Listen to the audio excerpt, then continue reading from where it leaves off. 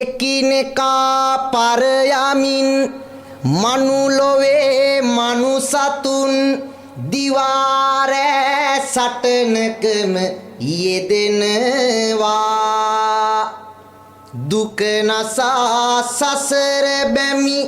බිඳලමින් තණ්හාව